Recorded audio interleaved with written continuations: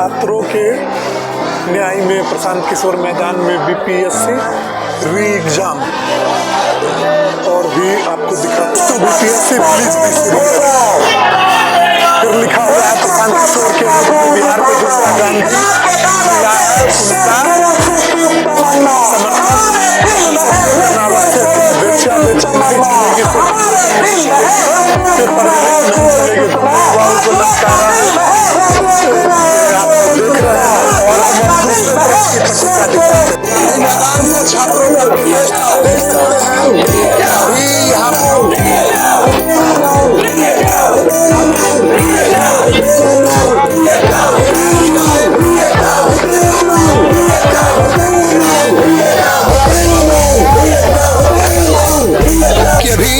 हाल फिलहाल में लालू प्रसाद यादव ने महिलाओं पे टिप्पणी की है। तो चूंकि आप अधिकारी रह चुकी हैं और अब राजनीति में भी आ चुकी है। तक मैं शिक्षिका के पद पे रही हूँ और वहीं से रिटायर करी हूँ। कुछ कारणों से यही सब सिस्टम ही में ही थोड़ी सी लचरता है। थोड़ा भाई भतीजेवाद है, थोड़ा बेटीवाद है, पतिवाद है, पत्नीवाद का अब तो जातिवाद से ऊपर उठ करके ये सब वाद भी आने लगा। इसीलिए आप जैसे मतलब पढ़े लोग राजनीति की तरफ आ रहे हैं। यस, यही वजह है आने का, यहाँ राजनीति में आने का। और मैं बहुत देखी हूँ, नजदीक से देखी हूँ शिक्षा की लचर व्यवस्था को। एग्जाम भी होता है उसकी। मैडम, आपसे जो अगला सवाल है वो ये है कि अभी हाल फिलहाल में लालू प्रसाद यादव ने महिलाओं पे टिप्पणी की है। तो चूंकि आप अधिकारी रह चुकी हैं और अब राजनीति में भी आ चुकी है, तो और आज एक और जानकारी आपको मिली होगी कि रमेश बिधूड़ी ने भी प्रियंका गांधी पे एक टिप्पणी की है। तो ऐसी टिप्पणियां जो महिलाएं पे आ रही है, तो आप क्या कहना चाहते हैं? पहले लालू यादव पे। मैं ये कहना चाहती हूँ कि ये मैसेज हमारे माननीय लालू प्रसाद जी के पास चली जाना चाहिए कि महिलाओं के प्रति ऐसी मानसिकता नहीं रखें। उन्हें ये सोचना चाहिए कि महिला जो है तो नयन खेल की चीज नहीं है। महिला उनकी माँ भी है, बहन भी है, बेटी भी है, पत्नी भी है। छह बेटियां हैं। महिला उनकी माँ भी है, बहन भी है, बेटियां भी है, पत्नी भी है। जो महिला माँ के रूप में उनका विकास और निर्माण करती है, उस महिला के प्रति ऐसी अभद्र भाषा का उन्हें इस्तेमाल नहीं करना चाहिए। तो अभी ये पिछले दिनों लालू प्रसाद यादव ने जो विवादास्पद बयान दिया था महिलाओं के प्रति, उस संदर्भ में बोल रही थी। और अब हम आपसे बात करेंगे। मैम, आप भी धरना स्थल पे आ चुके हैं छात्रों के समर्थन में। 2-3 घंटा लोग आप अपना परिचय देते हैं। मैं ऐसे तो आई हूँ कटिहार की तरफ से, भागलपुर को भी मैं रिप्रेजेंट कर रही हूँ। और मैं भागलपुर में 30 साल तक मैं शिक्षिका के पद पे रही हूँ और वहीं से रिटायर करी हूँ। कुछ कारणों से यही सब सिस्टम ही में ही थोड़ी सी लचरता है। थोड़ा भाई भतीजेवाद है, थोड़ा बेटीवाद है, पतिवाद है, पत्नीवाद का अब तो जातिवाद से ऊपर उठ करके ये सब वाद भी आने लगा। सब अपने बच्चे को बड़े बड़े पोस्ट पर पहुंचाना चाहते हैं, जिसका कि जहां धर्म और जाति की राजनीति होती थी, वहां अब बिहार की बात, शिक्षकों की बात, रोजगार की बात होने लगी।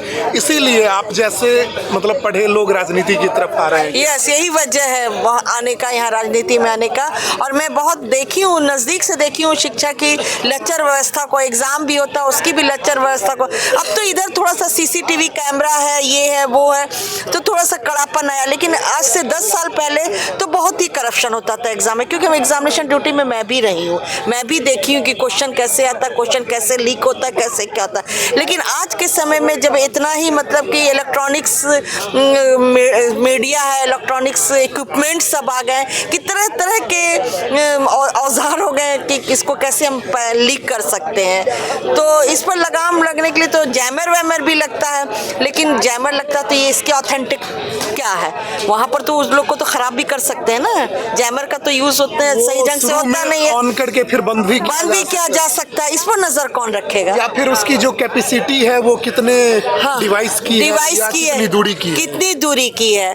खाली बस ऐसे बोल देना कि हमने बहुत कड़ा किया, हमने बहुत अच्छे से एग्जाम ले रहा है, लेकिन अंदर की तरफ से तो खोखला ही रहता है। इस पर बहुत पैनी नजर रखनी होगी, बहुत ही कड़े से, सिस्टम ही खराब है।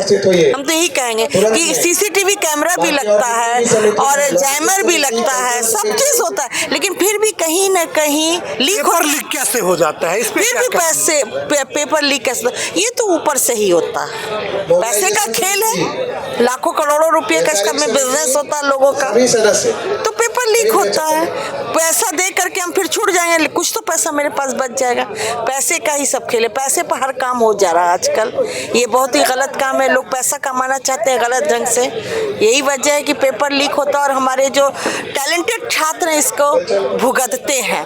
अभी तो बीपीएससी का एग्जाम हुआ है शिक्षक का, कितनी सारी ऐसी शिक्षकें आ गई हैं, लेकिन हम उनको जब देखते हैं तो शिक्षक में वो टैलेंट है नहीं, मेरी नजर से गुजरती है, लेकिन वो कैसे पास करते हैं? एप्लीकेशन लिखने तक नहीं आता है, उन्होंने कैसे बीएड कर लिया। अच्छा, एक चीज और हम बोलेंगे, हमने बहुत बार एवोल्यूशन में रहे, कॉपी देखे हैं, 10th की कॉपी देखे हैं, मैट्रिक की, इंटर की कॉपी देखे हैं। जो बच्चा लिख नहीं सक रहा है वो मैट्रिक पास करके आखिर 12th का एग्जाम कैसे देगा, जबकि 12th की कॉपी भी वैसी ही रहती है, सही से हिंदी भी नहीं लिखा हुआ, सही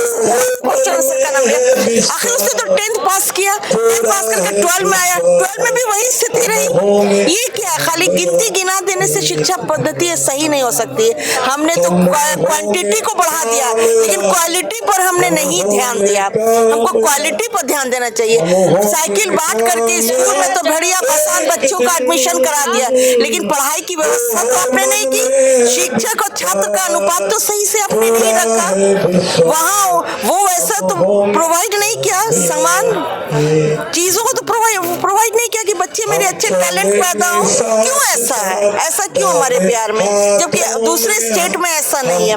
वहां जाके देखिए सरकारी स्कूलों की व्यवस्था कितनी अच्छी है, हाँ, लेकिन हमारे बिहार में ऐसा क्या? बोलने को तो बहुत कुछ बोल देते हैं, लेकिन हकीकत में ऐसा कुछ भी नहीं। अब जाके जमीनी हकीकत देखिएगा तो आंगनबाड़ी का भी वही स्थिति है, वहाँ टीचर नहीं है। वहाँ जो खाना पकाने वाली टीचर है वो बैठ करके छड़ी से मार मार के बच्चे को पढ़ाती है, खाना खिलाती है, छुट्टी दे देती है। नर्सरी के बच्चों को क्या पढ़ाना चाहिए ये बात तक उन्हें पता नहीं है। नहीं, बिल्कुल नहीं पता। खेल खेल में उनको ज्ञान देने की बातें है ना, तो खेलेंगी कहाँ से, जबकि एकदम कुछ भी उनको नहीं नॉलेज है किसी भी तरह का, साइकोलॉजी की भी नहीं बच्चे क्या जानते हैं।